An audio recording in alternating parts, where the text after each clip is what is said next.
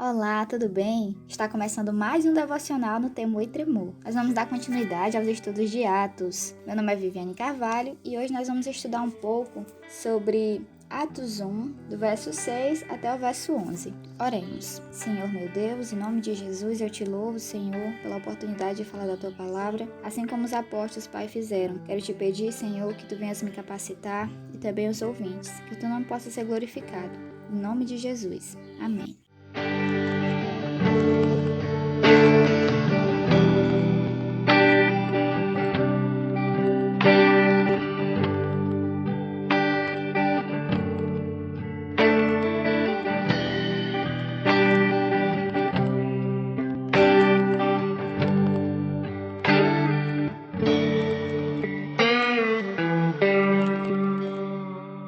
Ao passo que eu for lendo, eu vou já dando a explicação para a gente ganhar um pouquinho de tempo, certo? Verso 6. Aqueles, pois, que se haviam reunido, perguntaram-lhe, dizendo: Senhor, restaurarás tu neste tempo o reino a Israel? A palavra aqueles se refere aos apóstolos, certo?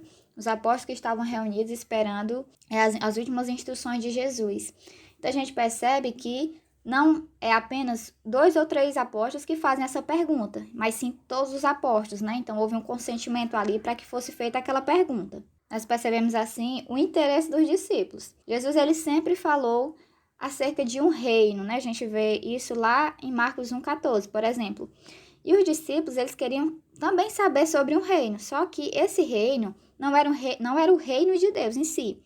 A gente sabe que o país ele havia perdido a sua independência política e ele estava sob o domínio dos estrangeiros. E o Hernandes ele vai dizer que eles alimentavam a esperança de que um dia a mesa iria virar e Israel assumiria o comando político do mundo. Então eles querem saber se vai ser agora. Eles perguntam, né? Restaurará tu o reino a Israel? Eles queriam um reino político, um reino terreno, com riquezas, glórias, paz, essa paz exterior. Então aqui parece que os discípulos eles esqueceram completamente o tema espiritualidade. E ainda mais, eles restringem o reino de Cristo ao Israel carnal. A pergunta que vale $1 milhão, né? Eles poderiam ter perguntado qualquer coisa que eles quisessem, mas eles perguntaram isso.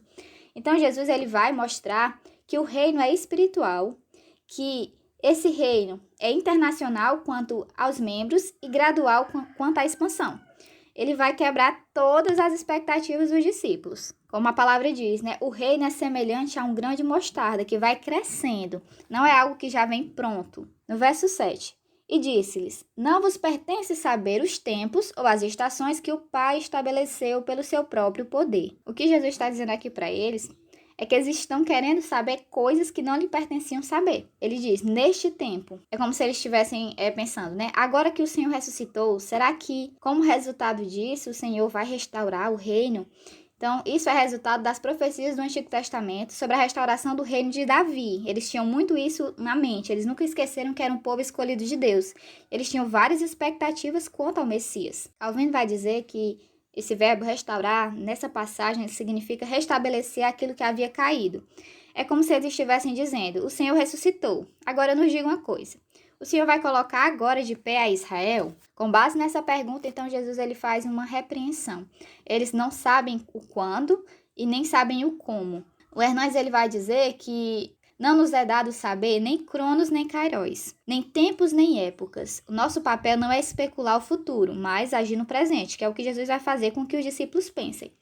Eles deveriam estar contentes com a revelação que Deus os havia dado até então. Isso não quer dizer, lógico, que nós não devemos, querer ou desejar saber os mistérios ocultos de Deus, que a gente tem que se abster totalmente disso. Só que há coisas que nós não sabemos hoje.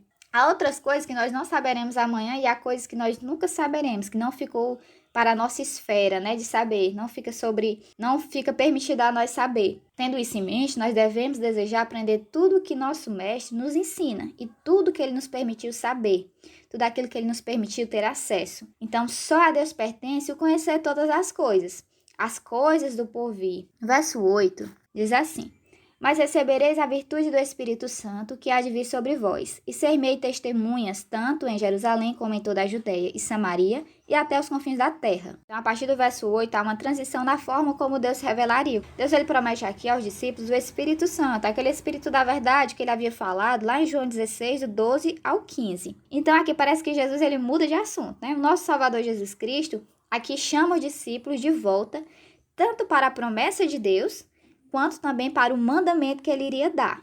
É a forma mais rápida de Jesus refrear a curiosidade dos discípulos. Primeiro, ele ordena que esperem a promessa, ou seja, o Espírito. Segundo, ele ordena que sejam diligentes no cumprimento desse mandamento, para o qual Deus os chamou, né, desse ofício, que era ser meias testemunhas. Então, ele diz, vocês receberão poder. Vale lembrar que não significa que antes desse momento aqui, eles não tivessem a ação do Espírito Santo. Significa que Jesus está dizendo para eles esperarem, para que eles não sigam antes do tempo o que eles não poderiam alcançar sozinhos. Ele diz, vocês serão minhas testemunhas só depois disso, depois de vocês receberem o Espírito Santo. Esse Espírito Santo, ele será o guia, será o mestre, vocês não irão sozinhos, vocês irão com ele. Um comentário muito interessante sobre isso, que diz, não lhes bastaria o poder do intelecto, da vontade ou da eloquência humana. Era preciso que o Espírito agisse neles, dentro deles e através deles. Então, essa é a causa de Jesus mandar que eles esperassem. Eles precisariam estar perfeitamente equipados. E agora seria oficial, né? Eles seriam enviados às nações. Falado no início, né? Primeira revelação de Deus Pai, Deus Filho, né, em Jesus, e Deus Espírito Santo. Então, nós vemos que os discípulos, eles queriam um reino, mas Jesus, ele lhes dá uma batalha. Ele está dizendo, vocês precisam lutar primeiro e depois triunfar. Vocês serão as minhas testemunhas. O verso 8, ele é o combustível que fará com que a máquina do evangelismo funcione. É o mandamento, o manifesto de Cristo antes de voltar ao Pai. Ele vai dar a agenda dos discípulos, a agenda que os discípulos deveriam seguir. Lucas ele compreende que o evangelho não acabou com a despedida de Jesus, mas ele vai continuar o seu próprio curso pelo mundo, né? Isso através dos discípulos. E a partir daqui, nós teremos uma narrativa sobre a atividade missionária. Primeiro em Jerusalém, depois no mundo mediterrâneo, né? No caso Judéia, Samaria e até os confins da terra. Então, muito do livro ele aborda o ministério de Paulo, né? Do apóstolo Paulo. Também cita Pedro, uma parte do ministério de Pedro e outros discípulos, né? Em Jerusalém. Então, a gente vai ver que o livro de Atos ele vai tratar sobre isso. Outra coisa, a igreja ela é o corpo de Cristo na terra, certo? Então, dessa forma, mesmo tendo Jesus sido assunto aos céus, ele vai continuar agindo e operando através da igreja. O Hernandes, ele citando o Stott, ele diz que nós vemos aqui 2 estágios do ministério de Cristo. Primeiro, o ministério de Cristo na terra, né? Exercido de forma pessoal e pública. Jesus, né, pregando, ensinando, curando as pessoas. E o segundo estágio seria esse ministério celestial em que Cristo, ele exerce o seu ministério através do Espírito Santo por intermédio dos apóstolos. É interessante um comentário que o James Hastings faz, ele cita a questão da palavra, né, que representa ali o poder. Ele vem dizer que há 2 palavras gregas que simbolizam poder, que é exousia e dunamis. O poder que os apóstolos receberiam, né, segundo Jesus, seria um poder no sentido de... ele diz que a primeira palavra refere-se ao poder no sentido de governo e autoridade, e a segunda significa habilidade e força. O poder que a igreja recebe não é um poder político ou intelectual, mas é um poder espiritual, pessoal e moral. E a fonte desse poder é o Espírito Santo, então eles receberiam esse dunamis, né, esse poder. Interessante sobre a palavra testemunhas, né, Jesus disse que eles seriam testemunhas. Essa palavra é a palavra-chave no livro de Atos. Tem um comentário que vai dizer que essa palavra aparece 29 vezes na forma de um substantivo ou de um verbo. Uma testemunha é alguém que relata o que viu e ouviu, né? Ela é alguém que está pronto a dar sua própria vida para testificar o que viu. O Mário Neves ele vai interpretar essa palavra e o Hernandes segue ele nesse pensamento, e eu achei bem interessante, que ele diz que a palavra testemunha no grego ela corresponde a Marte. Então, dessa forma, quem fosse uma testemunha de Cristo estaria se dispondo, tendo uma íntima disposição a sofrer e até mesmo a sacrificar a sua própria vida pela causa. Então, as testemunhas, né, eles seriam mártires. Então, aqui nós vemos Jesus acordando os discípulos, deixando claro para eles que eles não deveriam se preocupar com o reino de Israel agora. mas sim com a pregação do evangelho. Quando Jesus diz, né, em toda a Judéia e Samaria, a questão da Judéia, ele demonstra que o trabalho será prolongado, que vai demorar bastante tempo. Eles vão ter que percorrer todo esse território, né, geográfico. E eles devem levar o evangelho, né, através do poder do Espírito Santo. Jesus, ele refuta aqui a ideia que os israelitas carregavam, né, porque eles achavam que somente eram os israelitas aqueles que eram descendentes de Abraão, né, por linha direta, né, digamos assim, segundo a carne. Mas se nós formos lá para o livro de Gálatas, no capítulo 3, do verso 7 ao 9, nós vamos ver que os descendentes de Abraão é todos aqueles que creem, né, todos aqueles que iriam crer em Cristo. E não somente os que eram filhos de Abraão. Samaria, e cita Samaria também, que estava perto, né, geograficamente, mas que tinha um coração distante de Deus. Então a gente percebe que até mesmo os gentios, né, quando ele fala até os confins da terra, inclui aí os gentios, até mesmo eles, no caso nós, né, também, estariam debaixo da graça de Deus. Aqui Cristo ele derruba, né, esse muro de separação que havia e faz com que a igreja fosse um só corpo, conforme lá Efésios 2,14, né, ele retira toda essa inimizade, para que esse reino ele fosse erguido em todos os lugares, não somente em Israel, e graças a Deus por isso. A descida, no verso 9, nós vamos ver, e quando dizia isto, vendo eles, foi elevado às alturas em uma nuvem, e uma nuvem o recebeu, ocultando-o a seus olhos. Nós percebemos que a descida do Espírito Santo ela estava condicionada à subida de Jesus, né? No verso João 7,39, a gente pode ver isso também no capítulo 16, no verso 7. E aqui nós temos um ponto extremamente importante para a nossa fé. O Lucas, ele vai provar, né? Vai relatar isso a Teófilo, provando quão verdadeiro esse fato é. Jesus, ele ascendeu ao céu de uma forma manifesta, não foi algo oculto. E dessa forma, os discípulos, eles não poderiam, né, duvidar disso. Eles não poderiam lançar dúvidas, né? O coração deles não poderiam lançar dúvidas sobre esse fato. Eles estavam em um lugar simples conversando e de repente Jesus ele foi assunto aos céus e todos eles viram, né, com seus próprios olhos. No verso 10. E estando com os olhos fitos no céu enquanto ele subia, eis que junto dele se puseram 2 varões vestidos de branco, que pareciam 2 homens, né? Não eram homens de fato, né? Calvino vai dizer isso, eu concordo com Calvino, não eram homens. E essas vestes brancas, né, elas simbolizavam a dignidade e a pureza. Essas vestes, elas serviam para distinguir esses 2 homens dos demais que estavam presentes na ocasião. E eram possivelmente anjos, né? Muitos teólogos afirmam que seriam anjos, concordam com isso. Então, essa revelação que Lucas está fazendo aqui, ainda que tenha Teófilo, né, como o primeiro destinatário, ela é para nós também. Para que nós possamos ter segurança, né, quanto à procedência, né, quanto à veracidade dos fatos que ocorreram com o Filho de Deus. Para além disso, para nos mostrar que Cristo ele mora nos céus. Ele não está aqui sobre a terra, né? Ele mora nos céus. Para os discípulos, isso servia como eles deveriam pensar, né, que agora, a partir daqui desse momento, eles não estariam mais, né, com Jesus de forma presencial, né, de forma física, corpórea.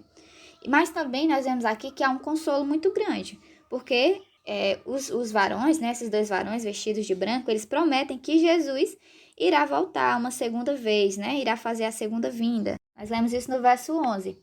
Os quais lhe disseram, varões galileus, por que estáis olhando para o céu? Esse Jesus que dentre vós foi recebido em cima nos céus, há de vir assim como para o céu o vistes ir.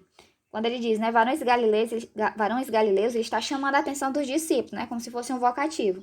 E a gente entende que essa promessa da segunda vinda, ela será antecedida por esse período de testemunho e de missão, que é o dever que Jesus, né, instituiu aos discípulos e à igreja. Paulo, ele vai colocar Cristo acima de todos os céus. Ele, lá em Efésios 1:22, ele diz, né, que ele está acima de todo mundo e tem o lugar mais importante naquele lugar de bendita imortalidade, porque ele é mais excelente do que todos os anjos, Efésios 4:15. Então, nós vemos que, a partir daqui, os pensamentos dos discípulos, eles agora se concentram no alvo certo.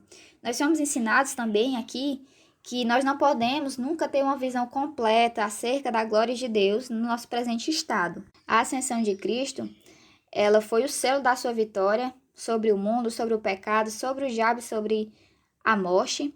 Essa ascensão ela foi vista de uma forma vitoriosa, foi visível, foi vitoriosa, foi gloriosa e ele consumou a sua obra. Então, nós entendemos que o seu sacrifício foi aceito, a vontade de Deus foi cumprida e o preço pelo pecado, ele foi pago. E agora, então, ele retorna à mesma glória que ele tinha antes com o Pai. A ascensão de Cristo também demonstra a sua divindade. Ele subiu em poder e glória, né? Simbolizado pela nuvem. Ele voltará para ser reconhecido como Rei e Senhor. Bom, para finalizar, eu queria destacar 5 coisas com vocês. A primeira delas é: nós devemos crer, aceitar e defender a inerrância, a imutabilidade e a inspiração da Bíblia, tanto o Antigo Testamento como o Novo. A Bíblia é a nossa regra de fé e prática, dada por Deus através de seus servos do passado. E essa revelação é completa e não precisa ser adaptada. 2. Nós temos a revelação escrita e também o Espírito. É importante lembrar que as revelações ditas, da parte de Deus, elas nunca serão contraditórias às revelações da Escritura. 3. Devemos querer saber e estudar o que Deus nos revelou, e não aquilo a que não temos acesso. Não é pecado estudar profunda e sistematicamente a palavra do Senhor, é nosso dever. 4. A graça de Deus nos alcança em Cristo e nos declara salvos de forma definitiva mediante o Espírito Santo, mediante o seu selo. É por isso que o salvo não perde a salvação. E por último, nós devemos pregar o Evangelho, assim como os apóstolos, confiando no poder do Espírito Santo e tendo paciência no processo. É isso, Deus abençoe vocês.